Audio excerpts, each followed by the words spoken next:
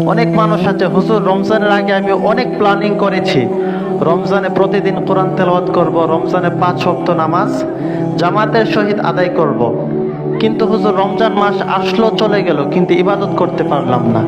তো আপনাদের জন্য এই মেসেজটা, প্ল্যানিং অনুযায়ী কাজ করতে পারি না কেন, সমস্যাটা কোথায় আগে আমাকে চিহ্নিত করতে হবে।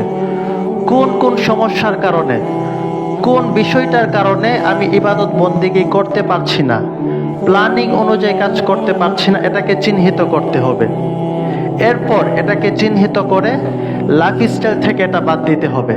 রমজান মাসে ইবাদত বন্দিগি থেকে আপনাকে কোন জিনিসটা বিরত রাখছে, সেটা কি আপনার ফ্রেন্ড সার্কেল, নাকি আপনার হাতে থাকা স্মার্টফোন, নাকি আপনার ঘরে থাকা টেলিভিশন? কোন জিনিসটা আপনাকে ইবাদত থেকে বিরত রাখছে সেটা চিহ্নিত করুন।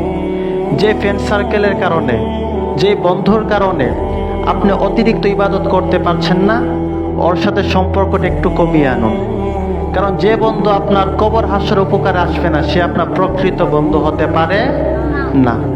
যে বন্ধুর কারণে ইবাদত থেকে সরে যান, সে কখনো আপনার প্রকৃত বন্ধু হতে পারে না।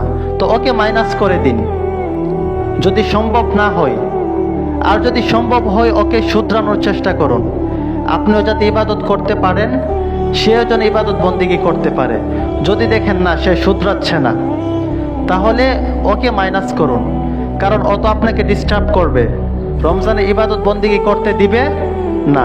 বিভিন্ন জায়গায়, দোস্ত চল এখানে আজকে ঘুরতে যাব, দোস্ত এখানে রাত্রে পার্টি আছে, দোস্ত ওইখানে যেতে হবে, ঠিক কি না?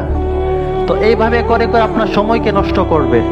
রমজান মাসে একটা মিনিট সময় যাতে অযথা ব্যয় না হয়, সেই দিকে লক্ষ্য রাখতে হবে। তো আমরা কি করতে হবে?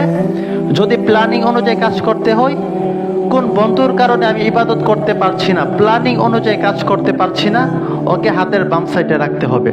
এরপরে আসুন, কোন জিনিসের কারণে আমার ঘরে থাকা, আমার হাতে থাকা, কোন জিনিসের কারণে আমি ইবাদত বন্দিগি করতে পারছি না, সেটাকে চিহ্নিত করতে হবে।